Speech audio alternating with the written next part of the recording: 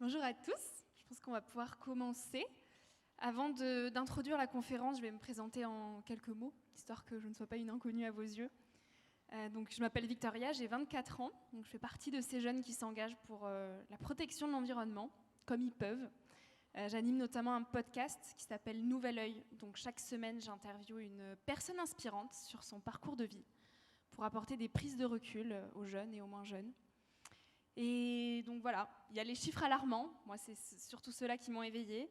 Il y a la science du climat, il y a les décideurs, il y a la société. Et surtout, il y a un besoin urgent d'une action climatique plus ambitieuse aujourd'hui. Je pense que si on est là, c'est qu'on est tous plus ou moins sensibilisés à cette cause-là. Et il y a surtout les scientifiques qui, au-delà d'alerter en révélant les chiffres, transmettent leur travail au grand public de façon accessible, en démocratisant des sujets, pour qu'on comprenne les phénomènes naturels actuels qui se préparent et qui sont en cours de destruction aujourd'hui sur notre planète. Donc c'est le cas d'Eddy Sévestre, qui est là avec nous aujourd'hui, qui est glaciologue, membre international du Club des explorateurs. Elle travaille aussi pour le programme de surveillance et d'évaluation de l'Arctique à l'AMAP. Et cette année, elle a remporté la première médaille Shackleton pour la protection des régions polaires.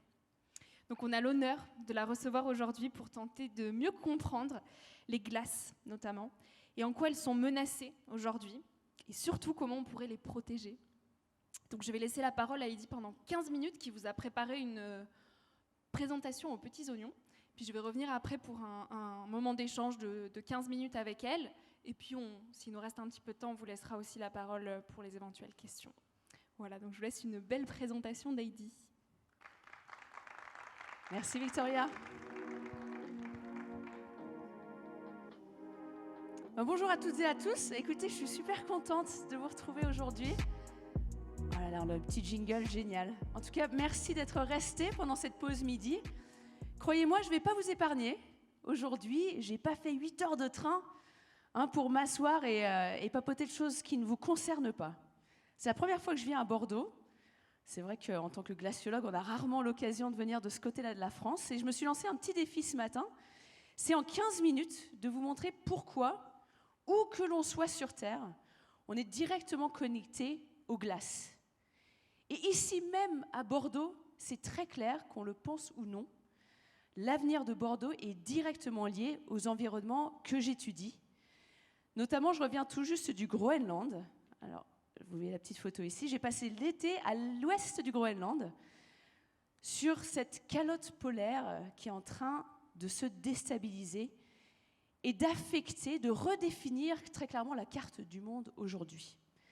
Ce que moi, j'observe sur le terrain tous les jours, que j'aille en Arctique, en Antarctique, dans l'Himalaya, dans les Andes, ce que j'observe est absolument catastrophique aujourd'hui. Et je pense qu'il est essentiel que vous ayez accès à ce genre d'informations, que les scientifiques sortent de leur laboratoire, arrêtent de penser que publier des rapports scientifiques, ça suffit. Il faut vraiment qu'on ait une communication proactive et qu'on vous mette en lien directement avec ces écosystèmes-là.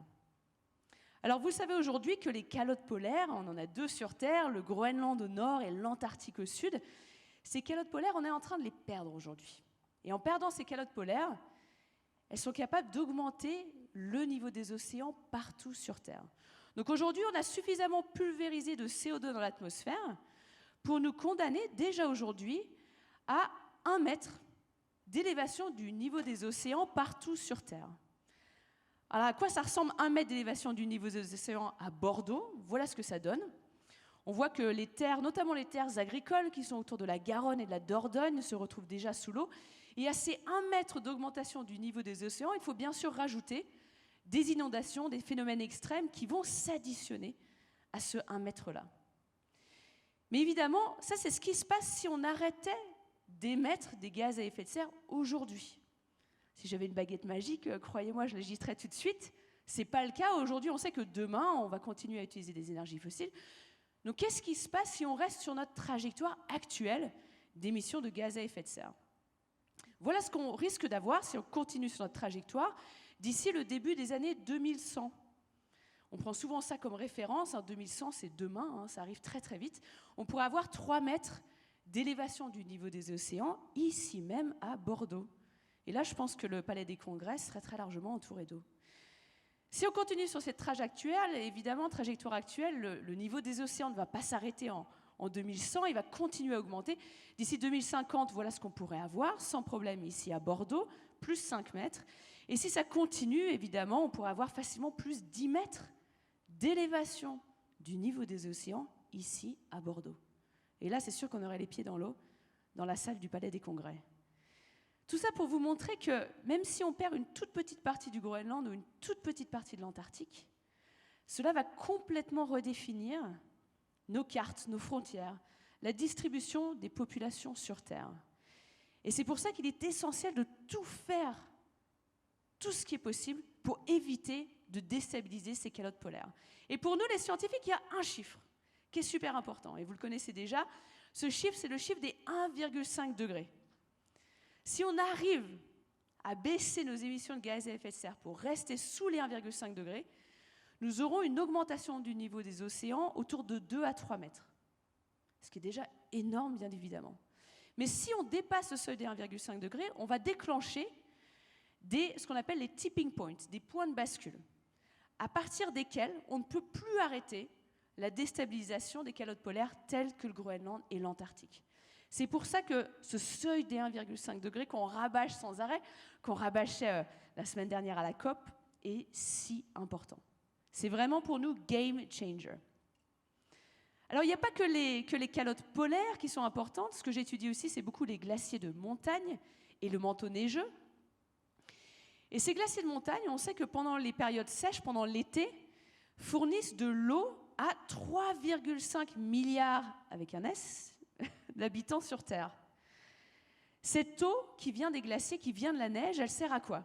Ce sont nos plus grands châteaux d'eau naturels, ce sont nos réserves d'eau potable, c'est de l'eau qui va être utilisée pour tout ce qui est sanitaire, pour l'irrigation, bien sûr pour le monde agricole, pour aussi la production d'hydroélectricité. En France, ça nous sert à quoi ces glaciers ? Ça nous sert à assurer le transport fluvial pendant l'été, à maintenir le niveau des rivières.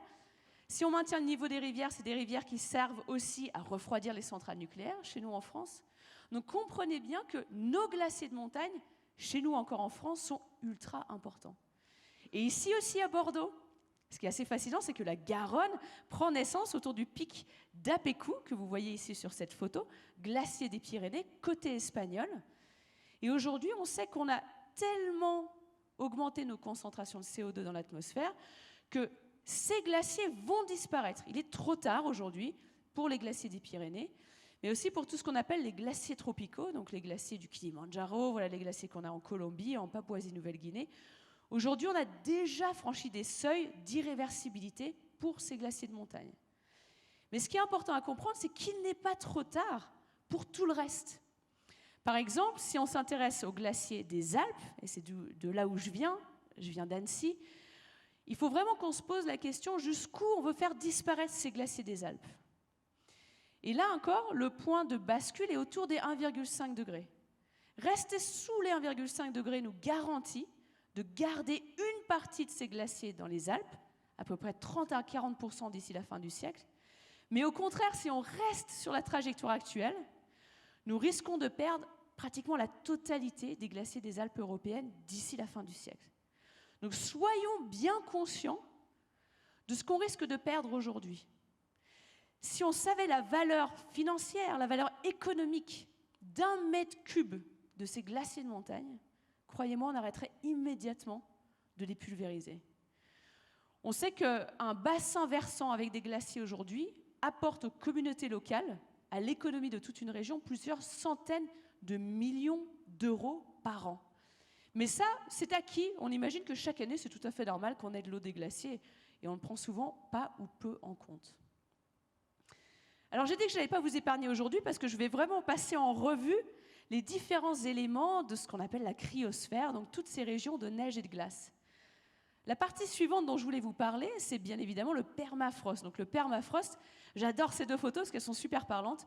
Le permafrost, c'est tout simplement le sol gelé en permanence. Alors là, pas de bol, il n'y en a pas à Bordeaux, mais 25% de l'hémisphère nord est fait de permafrost. Et le permafrost, vous voyez la photo de gauche, à quoi ça ressemble ? C'est du sol qui est gelé parfois sur des centaines de mètres de profondeur. Et ce qui est très important à comprendre, c'est que le permafrost, vu qu'il est fait de glace, quand les températures augmentent, le permafrost dégèle et va créer deux conséquences principales. La première, la conséquence à droite, c'est la déstabilisation de toutes les infrastructures construites sur du permafrost aujourd'hui. Pensez à l'Arctique, pensez à la Russie et toutes les activités économiques qui prennent place dans cette partie-là du monde. C'est 60 à 70% des infrastructures arctiques qui sont construites sur du permafrost. Et là, vous avez une photo d'un village qui est en train d'être déplacé, tout simplement parce que le village ne peut pas rester là. C'est un village en Alaska, et le sol se déstabilise beaucoup trop aujourd'hui pour les infrastructures. Mais la conséquence principale de la fonte du permafrost, c'est que lorsque le permafrost dégèle, lui-même se met à émettre des gaz à effet de serre. Et aujourd'hui, on ne prend pas en compte les émissions de gaz à effet de serre du permafrost dans nos budgets carbone. Donc on nous dit qu'il nous reste 5 ans, 6 ans pour éviter de dépasser les 1,5 degrés, on oublie un des acteurs principaux, qui est le permafrost. Alors à quoi ça ressemble des émissions du permafrost ? Aujourd'hui, on sait que le permafrost, il émet autant de gaz à effet de serre qu'un pays comme le Japon, aujourd'hui.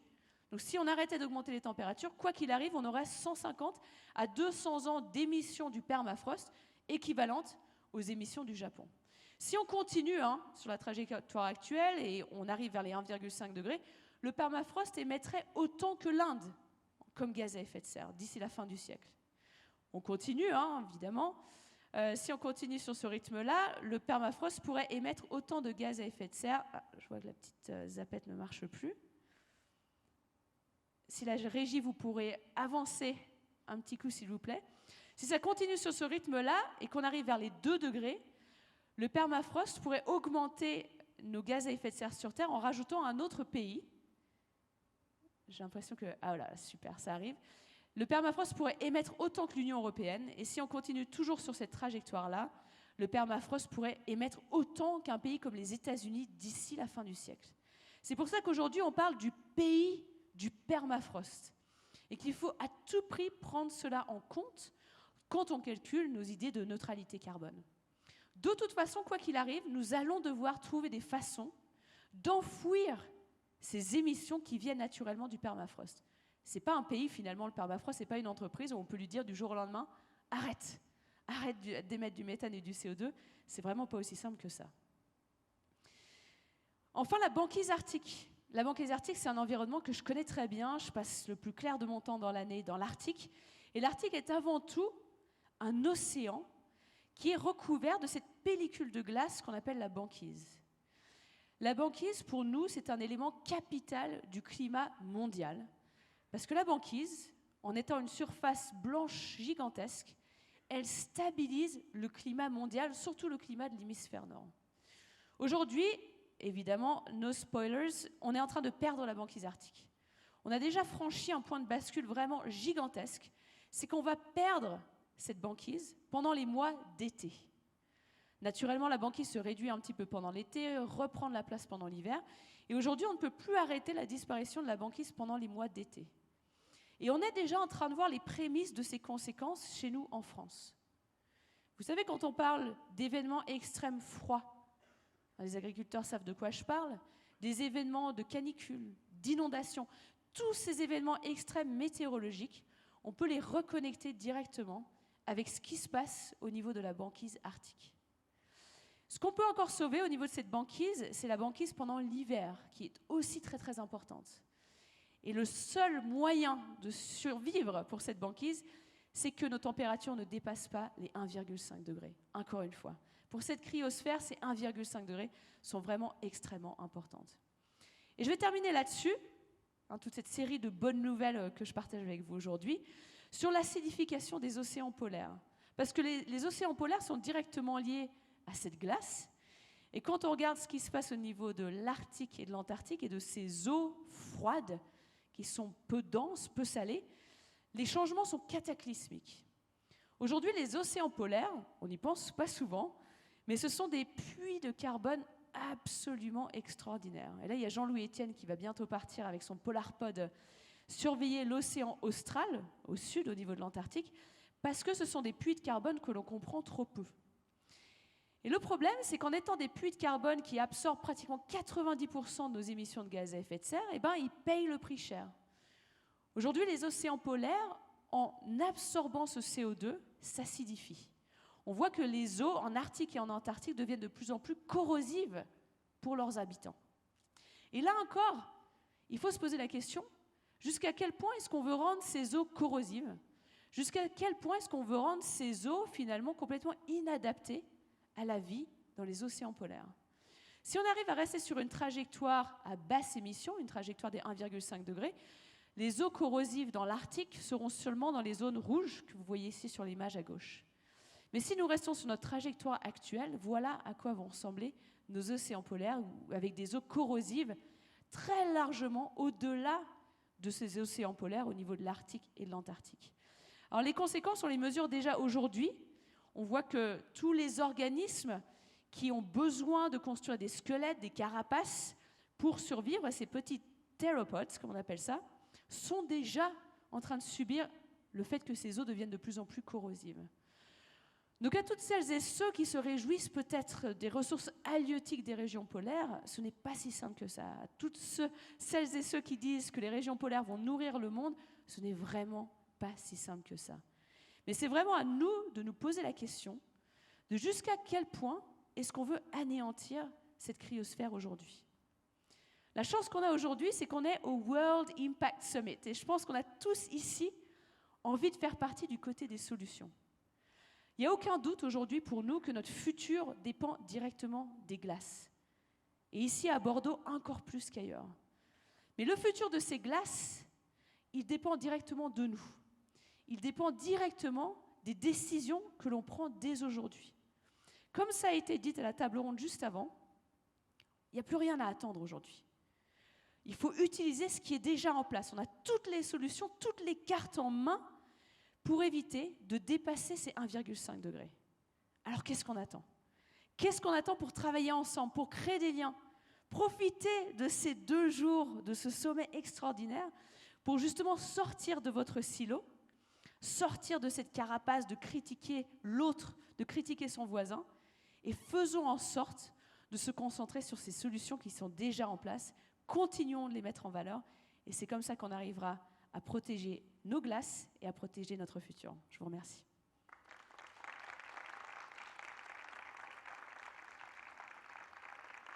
Merci. Et je crois que Victoria va me rejoindre. Merci. Attends. On va chercher un petit micro qui marche. C'est bon, celui-là, il marche. Merci beaucoup, Eddy, pour ce petit état des lieux qui nous sensibilise, qui peut aussi nous faire peur. Donc on va prendre un petit temps d'échange maintenant toutes les deux pour essayer de creuser ces fameuses solutions dont tu nous parlais, parce qu'il y a des choses qui existent aujourd'hui, il y a encore de l'espoir. Et j'ai envie qu'on creuse un petit peu. Qu'est-ce qui te donne aussi autant le sourire aujourd'hui? Parce qu'elle passe quand même ses journées à étudier des dossiers, des chiffres assez alarmants. Et avec le sourire, elle a une joie de vivre qui est juste incroyable et qui est même contagieuse. Je pense qu'on en a puissamment besoin aujourd'hui. Donc merci, Eddy, de nous transmettre toutes ces sciences qui sont ô combien indispensables aujourd'hui. Et puis on va s'asseoir pour un petit temps d'échange, si ça te dit. Donc une fois qu'on sait tout ça, Eddy, qu'on sait à quel point les tipping points peuvent tout faire basculer, comment on fait pour essayer de rester en dessous de ces fameux 1,5 degrés? Concrètement, ouais. La montagne est immense à gravir. D'un point de vue citoyen, pour commencer. Après, on verra pour les politiques, mais là, pour celles et ceux qui sont là, je prends Jean-Paul dans la salle aujourd'hui qui se dit « Ok, là, je prends une grosse claque, j'étais pas du tout au courant de ce qui est permafrost, cryosphère, etc. » Comment je peux faire aujourd'hui en tant que Jean-Paul pour essayer de faire basculer les choses dans le bon sens? Écoute, justement, je pense qu'on a besoin de personnes comme Jean-Paul qui n'avaient jusqu'à maintenant peut-être pas accès à ce genre d'informations pour faire toute la différence. Aujourd'hui, tu sais, je travaille au niveau du Conseil de l'Arctique. Une de mes missions principales, c'est justement de travailler avec les gouvernements. Plus on travaille avec les gouvernements, plus on se rend compte qu'il faut bien évidemment travailler sur cette stratégie du bottom-up, travailler avec le grand public, avec les jeunes et les moins jeunes générations, avec le secteur privé. Et aujourd'hui, même les rapports du GIEC le disent, on peut encore rester sur cette barre des 1,5 degrés. Je pense que c'est un objectif qui est capital à garder en tête, que l'on y arrive ou non, parce que c'est un objectif vraiment qui nous pousse à l'ambition. Et il faut vraiment qu'on se remonte les manches pour y arriver. Alors comment est-ce que Jean-Paul peut y arriver, par exemple? Ce que je dis très souvent, c'est en tant que citoyen, pour moi, la première chose que l'on peut faire, c'est de voter. Et on se rend compte à quel point on a notre gouvernement qui va venir demain justement au World Impact Summit et à quel point on a besoin d'eux aussi pour réagir. Et on a besoin que cet élan, il vienne de la base, qui est un terme très péjoratif, mais on a besoin que justement que les jeunes et les moins jeunes aillent voter. Ce n'est pas un lien qu'on noue immédiatement, changement climatique et voter, mais il faut le faire. Et ça me désespère, ça me rend très triste de voir les jeunes générations qui ne se déplacent plus pour aller voter. Parce qu'aujourd'hui, notre système politique est en place et aujourd'hui, on n'a plus de temps d'attendre. Il faut utiliser ce qui est déjà ici, aujourd'hui, maintenant. Donc il faut aller voter pour les élections nationales. Il faut aller voter pour les maires, pour le conseil municipal de notre ville. Il faut aller voter dans ces universités pour les élections des éco-délégués, par exemple. Tout ça compte énormément et peut avoir vraiment un effet boule de neige monumental. Et pour nous, l'objectif principal, c'est de rester sous la barre des 1,5 degrés, donc de trouver des solutions pour moins dépendre des énergies fossiles. Donc quand on choisit les bonnes personnes, les bons preneurs de décision et bonnes preneuses de décision, qui respectent le travail scientifique, l'objectif, c'est vraiment d'arriver à se détacher petit à petit de ces énergies fossiles. Et se détacher de ces énergies fossiles, c'est aussi repenser notre façon d'être au monde et d'habiter le monde, donc peut-être moins consommer. Comment on se positionne en tant que citoyen quand on nous dit agir pour le climat, c'est arrêter l'avion, arrêter la viande, arrêter d'acheter. Et on nous présente ça comme quelque chose de très clivant, où il faut faire des sacrifices. Comment on repense l'action climatique de façon beaucoup plus joyeuse avec finalement les co-bénéfices qu'on peut tirer personnellement à agir positivement? Alors là, il y a beaucoup de sujets là-dedans et je pense que jusqu'à maintenant, beaucoup de choses ont été faites au niveau individuel. Donc pour nous culpabiliser, on sait que la notion d'empreinte carbone a été créée justement par l'industrie du gaz et du pétrole pour vraiment essayer de nous diviser les uns par rapport aux autres, essayer de nous culpabiliser le plus possible. Je pense qu'ici, dans cette salle, il n'y a aucun doute qu'on se pose tous cette question. On a peut-être toutes et tous l'impression de jamais faire assez. Mais pour moi, vraiment, il faut se concentrer à tout prix sur l'action et c'est pour ça que toute cette table ronde ce matin était vraiment géniale parce qu'on se concentre à tout prix sur l'impact, sur l'action. On utilise ce qui est déjà en place et je travaille beaucoup avec les jeunes générations et j'insiste là-dessus pour leur dire que le meilleur remède face à l'anxiété climatique, c'est vraiment l'action. Donc essayons justement de mettre en valeur des solutions qui sont déjà en place, des organisations, des associations qui se démènent au point de vue local et on apprend tant de choses. Moi, j'apprends énormément à travailler avec les jeunes. Je veux dire, ça m'enrichit d'une façon extraordinaire. Et de voir que ces jeunes-là, ils ne sont plus à l'étape d'essayer de comprendre ce qui se passe, ils sont vraiment à l'étape de l'action. Et on sait que les co-bénéfices, comme tu viens de dire, sont absolument monumentaux, que ce soit de recréer du lien social, retrouver du lien avec la nature. C'est des choses, je sais, dont on parle très souvent, mais n'oublions pas ça, à quel point ça nous donne une raison de vivre, mais aussi une joie de vivre par rapport à ça. Et donc là, mettons, on sort de cette conférence dans quelques minutes. Qu'est-ce que tu as envie qu'on retienne et comment on peut prendre la main de notre voisin pour agir concrètement et ne pas juste rester avec ces chiffres, mais transformer tout ça? Mais écoute, tout est là, je pense, tout est là, tout est dans le... Allez parler quoi, aux uns et aux autres, aux personnes, surtout aux personnes que vous ne connaissez pas. Essayez de comprendre d'où ils viennent, quelles sont leurs problématiques, quels sont leurs cercles d'influence et leurs moyens d'action. Moi, en tant que scientifique, je sais que c'est essentiel que je sorte absolument de mon silo, de ma petite zone de confort et que je fasse en sorte de comprendre justement pourquoi est-ce que les choses n'avancent pas assez vite. Et aujourd'hui, essayons de mettre en valeur ce qui est déjà en place.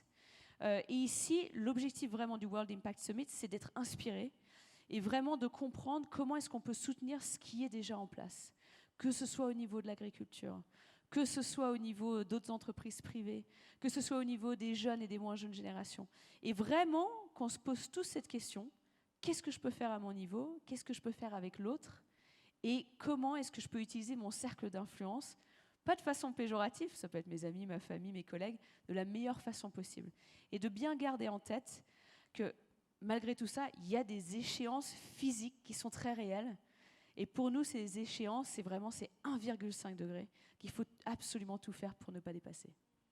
Et se dire qu'on peut faire notre part du colibri, parce que souvent quand on est un petit peu tout seul dans notre coin, on se dit que ça peut être insignifiant et que c'est aux politiques d'agir, que c'est aux entreprises d'agir et que c'est pas notre petit changement qui va faire basculer, alors qu'en réalité si. En réalité, si, et on voit que, je vous apprends rien, mais ici, il y a des graines d'espoir de partout, quoi. Il faut juste continuer à les arroser, en prendre soin, vraiment les valoriser. Et que moi, je vois des changements, même si mon monde s'effondre très clairement, je vois que les changements se passent vraiment dans le bon sens. Je sors de la COP27 finalement pleine d'espoir, que j'y ai passé une semaine, et les changements sont cataclysmiques, même au niveau des gouvernements. Et c'est fou de voir à quel point les choses sont en train d'évoluer extrêmement rapidement. Personne n'est parfait, on peut tous être critiquables, ça va pas assez vite, il y a des petits pas de partout, mais il y a des petits pas, quoi. Et ces petits pas, il faut vraiment essayer de les mettre en valeur, et il ne faut rien lâcher. Il ne faut vraiment pas se satisfaire de la vitesse à laquelle les choses sont en train de changer aujourd'hui. Mais pour terminer sur cette action au niveau des gouvernements, je veux dire, il y a 10-15 ans, il faut bien remettre ça en tête, on allait tout droit vers les plus 3, plus 4 degrés d'ici la fin du siècle, quoi. L'apocalypse, très clairement. Aujourd'hui, on va plus vers les 2, 2,4 degrés, ce qui est encore beaucoup trop, mais les choses sont vraiment en train de changer pour le meilleur. Donc il faut vraiment, vraiment les valoriser. Je crois beaucoup au pouvoir de l'exemple et de l'inspiration pour nous-mêmes se transformer. Donc j'aimerais dégrossir un petit peu le sujet et prendre ça d'un point de vue peut-être plus philosophique et que tu nous expliques comment toi, au quotidien, tu vis ça et qu'est-ce que ça t'apporte finalement de t'engager, de faire de ta vie un engagement. Qu'est-ce que humainement et personnellement, toi, ça t'apporte? Ouais, écoute, on me pose souvent la question, mais comment est-ce que tu arrives à garder la vibe malgré le fait qu'au niveau de la glaciologie, on n'a aucune bonne nouvelle en ce moment. On est en train de perdre nos glaciers de montagne, les calottes polaires se désintègrent, le permafrost fond un peu plus tous les jours. Et comment est-ce que malgré tout, on arrive à continuer à se battre? Et je ne pense pas être un exemple, quoi. J'ai ma petite stratégie perso que j'adore partager. Mais moi, c'est sûr que quand je vois des rapports du GIEC, des nouvelles publications scientifiques, j'hallucine, quoi. Ce qui est en train de se passer est vraiment fou. Mais j'essaie de ne pas rester à cette étape-là, quoi. J'essaie de ne pas rester bloqué à ces mauvaises nouvelles. Et c'est vraiment un exercice mental, quoi. Mais de me dire comment est-ce que je peux utiliser cette rage, finalement, parce que c'est clairement ce que je ressens, et essayer de le transformer en quelque chose de positif. Et moi, mon action individuelle, c'est vraiment d'essayer de rendre cette science la plus accessible au plus grand nombre. C'est ce que j'essaie de faire au quotidien, avec plus ou moins de succès. Mais je pense que c'est essentiel de se demander c'est quoi mon quoi, c'est quoi que je peux faire à mon niveau. Et d'essayer, et on en parlait tout à l'heure, on a enregistré un petit podcast pas si petit que ça pour Nouvel Oeil, et j'ai vraiment hâte en tout cas qu'il sorte. Mais il faut vraiment essayer de faire avec les outils qu'on a nous-mêmes, pas essayer de tout faire, trop faire, mais d'utiliser déjà ce qu'on a. Et moi, mon petit bagage, c'est mon bagage scientifique, et crois-moi, je le trimballe de partout. Et je m'épanouis dans cette volonté de transmettre. Je suis tellement passionnée par ces sujets-là, j'ai tellement envie de faire en sorte que les générations suivantes puissent aussi les voir, ces glaciers, puissent aussi s'émerveiller de ces paysages extraordinaires. Et voilà, j'ai cette chance extraordinaire d'avoir trouvé mon quoi, et je ne vais pas les lâcher, ces glaciers, c'est clair. Pour terminer, avant de prendre peut-être quelques questions, qu'est-ce que tu ressens quand tu te retrouves face au glacier, face à l'étendue glaciaire qui est en face de toi? Qu'est-ce que tu te dis? Qu'est-ce qui se passe dans tes tripes? Écoute, c'est fou parce que j'ai eu cette chance de pouvoir passer tout l'été au Groenland. Et je me souviens, un jour, on avait établi un camp au bord d'un fjord. Et c'est un des plus grands fjords au monde, ça s'appelle Scoresby-Sund. C'est un fjord qui fait 450 km de long. Et je me suis posée comme ça au bord de l'eau, il n'y avait pas de vent, il n'y avait pratiquement pas un bruit. Et je regardais en face de moi un fjord qui fait, je sais pas, 10 km de large, rempli d'icebergs qui dérivent comme ça, au gré de la marée. Et c'était un des trucs les plus beaux que j'ai jamais vus, quoi. C'était fou de se retrouver là, face à un paysage aussi puissant, aussi poétique aussi. Il n'y a rien de plus beau que des petits icebergs. Il y en a même un sur l'affiche qui dérive. Et en fait, j'étais partagée entre être émue par rapport à cette beauté extraordinaire et de dire que finalement, ces icebergs donnent naissance à la vie. Il y a tout un écosystème qui est associé à ces icebergs qui fondent un petit peu plus chaque jour et qui finalement aident toute la chaîne alimentaire marine à débuter. Et en même temps, j'ai été prise d'un coup, d'un sentiment en train de me dire mais c'est ça l'élévation du niveau des mers, quoi. Et évidemment, je sais très bien ce que c'est l'élévation du niveau des mers, c'est mon boulot, mais de voir, c'était comme si tu voyais une armée d'icebergs, et tu dis, tu vois, tous ces icebergs-là, chacun que je suis en train de regarder, ça va être Shanghai sous les eaux, ça va être Miami, ça va être New York, ça va être Bordeaux. Et vraiment, c'est impossible pour moi de diviser finalement le fait que c'est un des paysages les plus extraordinaires, les plus merveilleux de la planète, mais de se rendre compte de la puissance de ces paysages-là. Et quand on travaille main dans la main avec cette nature, elle nous le rend en mille, mais quand on continue année après année à la titiller, à pulvériser notre CO2 dans l'atmosphère, c'est une nature qui a une puissance absolument inarrêtable. Et pour moi, c'est vraiment essentiel d'arriver à le transmettre lors d'événements comme ça. C'est qu'on n'y pense pas souvent à Bordeaux, à ces icebergs qui dérivent, mais ils sont là. Et si on les oublie, on risque de faire vraiment, vraiment une grosse bêtise. Oui, la nature sait nous rappeler qu'elle est plus forte que nous. Complètement. Cette capacité d'émerveillement que tu as face au glacier, comment on peut la retrouver au quotidien ? Mais écoute, moi, ça passe souvent par l'émerveillement, quoi. C'est tout simple, mais il n'y a pas besoin d'être au Groenland pour s'émerveiller de la nature, quoi. Et écoute, je suis souvent assez béate d'un ciel nuageux. C'est tout bête, mais de la pluie, des changements de lumière. Et c'est vrai que j'encourage souvent, je travaille beaucoup avec ces jeunes générations, à leur dire, mais prenez 5 minutes dans la journée, quoi. Posez vos téléphones sur le côté, posez-vous, asseyez-vous et regardez ce qui se passe, quoi. Et écoutez le son des oiseaux, si on les entend encore. Regardez ces nuages qui défilent, quoi. Et la nature a tellement de choses à nous apporter. Et je pense que si on arrive à retrouver juste ce petit lien, c'est le début de l'aventure, en quelque sorte. C'est le début de l'action. Mais écoute, c'est un très beau mot de la fin. On va peut-être prendre une ou deux questions pour conclure. Wow. Oui. Oh, ouais, puis on répète la question si tu veux.